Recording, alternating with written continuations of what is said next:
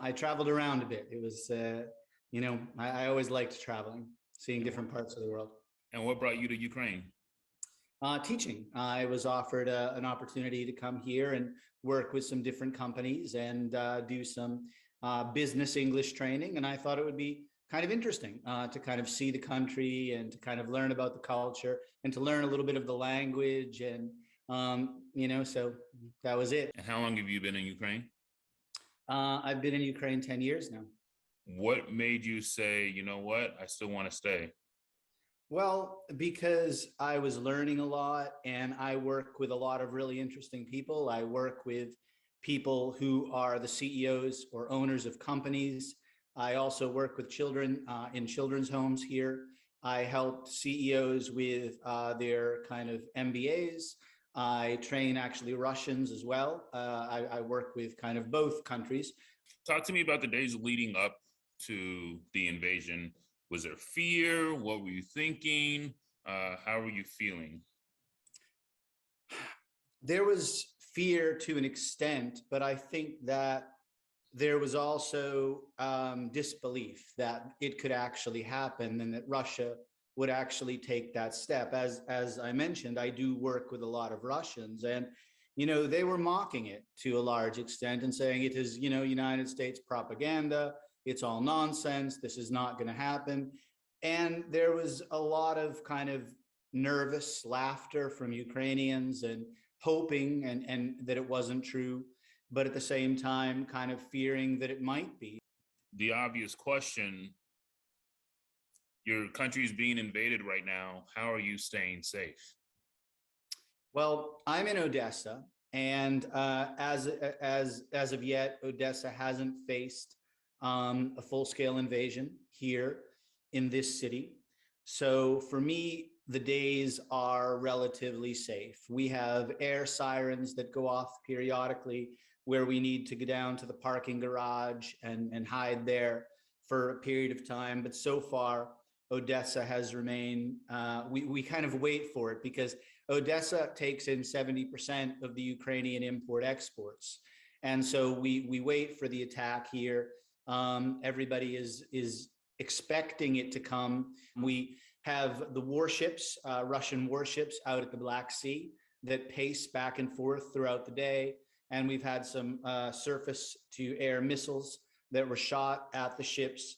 But thus far, Odessa hasn't faced an invasion. So for me, in this city, things have been relatively safe. So is there a plan if your city does get invaded for you? Nobody is under any illusions that we will not be invaded. Of course, we all expect it to happen, but I was a medic in the United States military, and I am certainly not the best qualified person to help people here. But if I have the ability to help people here, then I will. And so that's why I don't leave. The people who are still in this city are the people who can't leave, the elderly, children, the sick, and the brave. And if I can in any way lend a hand to those people who might need help, then I feel it's my responsibility as a human to do that. Wow. You've been documenting your stuff on social media this whole time. Why has that been important for you? For two reasons. One, because I want my family to know that I'm okay. I want them to know what's going on in Ukraine, and I want them to get a picture kind of just as I see it without the filter of the media or anything else. And secondly, I suppose it keeps me a little bit sane. It's like tossing I would equate it to maybe writing a message into a bottle and throwing it into the sea. I mean, I don't think it's going to mean anything or matter, but it's something. And right now, even a like on social media or a sharing things on social media where, you have children who are, homeless and people who are hurt. And if we can in any way help that, I find that useful. And if maybe some of my messages give people in Ukraine hope, or maybe let people in America understand, or people in other countries understand the situation, then, why not? There's nothing to lose from that. in all honesty. Just going through your poster, give me a couple of the highlights of stuff that you've seen over the last few weeks. What it's like over there and some of the things that have been important for you to document. Well, there have been two things, and I want to not just give the negatives. I'd like to give the positives too, but I'd like to give first off the kind of the most kind of important, which is that targeting of civilians and the shooting of families and the bombing of installations that have nothing to do with the military. And when you see kind of pregnant women who are lying dead or bloody on a cart or running out of a maternity ward, I think those are images that stay with you for the rest of your life, because you just can't fathom the person who could do that to another person, the person who could just perform such an evil act. And there's no other way to describe that but pure evil. Soldiers against soldiers is one thing, but children, pregnant women, the elderly, people who don't hate Russia, didn't hate Russia, were just trying to go about their lives. And I suppose that's the thing that haunts me the most. And again, why I don't leave. But the other thing I'd like to kind of talk about is the positivity and the strength of the Ukrainian people. And that has really kind of been heartwarming and wonderful to see that the way that they've kind of band together and the way that they've, they're fighting a foe that is so much stronger, so much bigger. And it's just the way that some people have stood up and showed their strength and said, we will not, be oppressed by this totalitarian regime. We will not bow before Vladimir Putin. We will stand up and we will stand for this country. And I think that is an amazing amount of strength. Like Vladimir Zelensky, the president, said, we don't want to be 300 Spartans. I think that's a great quote from him. You mentioned you work with Russians in your job as well. It must be difficult, I would imagine, to experience the divide right now. How are you reconciling that? Well, when I'm working, I judge people as individuals. I don't judge them as a group. And I think that is starting to become one of the problems in the society. I think Ukrainians in the beginning were blaming Mr. Putin, and it was Putin's war. But now, as the soldiers are bombing hospitals, killing civilians, there's become a real palpable hate towards Russians in this society. The individuals I work with and talk to in Russia, they hate what is happening here, and they're horrified by what their country is doing. But there's such a filter in Russia that they don't really see it. They don't really experience it. And it's mainly hitting their wallet and hitting their, social media usage. And it's continually portrayed that Russia is, denazifying Ukraine as it is. And some of them kind of have some belief in that and you try to, you can't sit there and argue with them because they have that belief. So you try to just question it and question it and question it to hopefully make them question the situation themselves. But what can they do? They can't say it's a war. If they say it's a war, they go to jail for 15 years. If Russian people speak up, they're arrested. They can't even call it a war in their country. You can see the images. Children are arrested for holding up a sign that says no war, and they're questioned about that. Elderly people are arrested for, saying, we don't want this situation. So Russian people are a prisoner to Mr. Putin as well.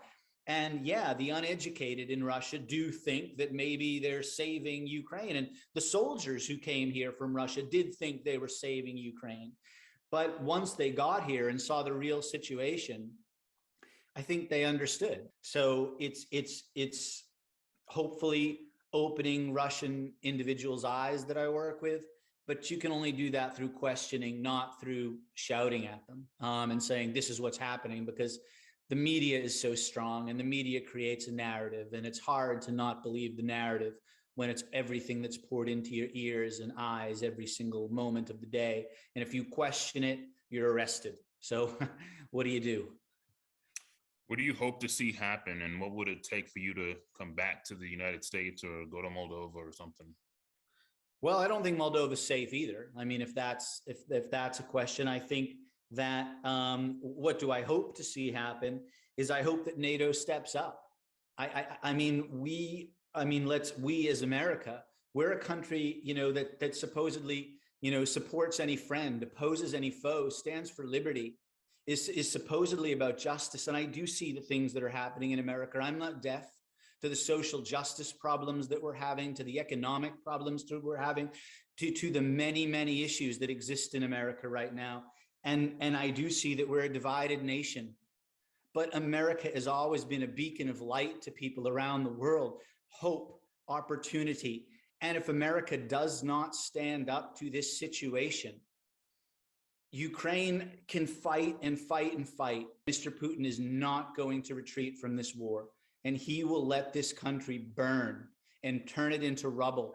And in the end, what are Ukraine's options? I mean, if you have a person with a gun to your head, a gun to your child's head, and they say to you, you have two options, either give up and surrender or we're going to kill this child, how can you make that decision? And that's the situation Ukraine is slowly going to face if NATO doesn't get involved. And if NATO doesn't get involved, Moldova is going to be next. Absolutely, Mr. Putin wants to recreate the Soviet Union. We were certainly willing to go into Iraq and other nations, in situations, but in this situation where we have a humanitarian crisis, we're backing down. What happened to America? What happened to the values we stand for? What would it take for you to come to the U.S.? Or would you just want to ride this out and see what happens? As long as I feel that I could help or provide some help to, like I said, to people here, I will stay.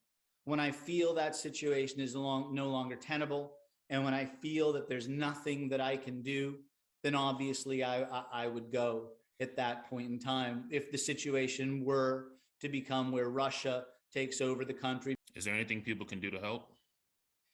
Yeah, they can tell the government, and they can say to Mr. Biden, and they can say, look, that we need to stop Russia now.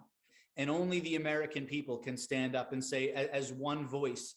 And I know, like I said, that there are so many problems in America now that it's hard to look at Ukraine and think, oh my God, this country is a million miles away. It's nothing. It doesn't matter. But will it matter when it's a new Soviet Union with their nuclear weapons pointed at us, which is much stronger than it is right now? And that's Mr. Putin's dream. And if we don't stand as a nation, and I guess the old saying is this, if we don't stand together, we will fall alone. And Ukraine is a country that wants to be part of NATO, wants to have liberty and values. And yeah, Americans need to protest, and Americans need to say, please, NATO, get involved, save the lives of the people here. And lastly, what will you take away from this experience? I don't know, in all honesty, because it depends on how the situation ends, is what I will take away from this experience. I hopefully will take away belief in my country and the values that my country the United States professes to the world, of liberty, of justice, of providing that light that we always, on the Statue of Liberty, the light in kind of the dark forest, the light at the end of the tunnel, that so many countries around the world look to us for hope, for opportunities. And if we don't give the world that, then I don't know what we are and what our values mean. Maybe our values are just words. Maybe we just like to wave flags and have hot dogs on the 4th of July. And so to me, it depends on how it ends, is what I'll take away from the situation. But the thing that I will never forget is that, Ukraine fought as hard as they could to remain an independent nation. And the people here are just so brave to stand up against the Russian army. When we wanted to kind of see and you have you explain like what you see on the streets of Ukraine right now. I know you said it's a ghost town, and you haven't been, Odessa hasn't been targeted yet, but I live in the center. Yeah, but I will show you here. I'm outside on the balcony now, but this is the center. I'll turn the camera towards, these are all main buildings now. And you can see one or two lights, because at nighttime, I live right near the sea. At nighttime, everybody turns their lights off, because when the attack comes, it's going to come at 4 o'clock in the morning. And all of these people turn their lights off at night because they're afraid of being hit and live in fear at this point in time. But these are all, these are main buildings here. They're actually skyscrapers, and you can see what, in the no lights. The only lights you can see is that's a sanatorium across the way that has two like security lights on it. The rest is completely, dark at this point in time. We have to come into our apartments at 10 o'clock at night, and we aren't allowed to leave until 7 o'clock in the morning because of the curfew that exists. And slowly the shops are running out of food, but there's still enough for people to eat who have, the money to buy it. Jason Tibbetts, thank you so much for your time. Definitely looking at those images, almost brings a tear to my eye, because you would imagine seeing skyscrapers lit up, night sky, something like that. It's not something you're seeing in Odessa right now, and I'm sorry for that. I really am. But thank you so much. You've been phenomenal, and we really appreciate your time. And I want to say thank you to you too. And I just a kind of a word here to all the people who do support and do like things on Facebook and do share information. It means a lot to all of the people here. It really does. And they feel the love, from the individuals and the messages that people write and the words. And so all I can say is please keep doing it, because, when you're in this situation, that love and support means a lot. And it might seem just so insignificant to put a like or to kind of write a post, but, to do that, it's at least something. And Ukrainian people do see it and they do read it. And, thank you to all of the people that do care, and all of the people that do not just, click past or this on the channel, or click past this information on Facebook or Instagram or anywhere else. It means a lot. And really, from the bottom of my heart and from the bottom of Ukrainians' heart, spasiba. Spasiba in Russian means thank you. Jason, thank you. Thank you for your service and for the military, and obviously any future service that you intend to be there for the people of Ukraine. Thank you too. All righty.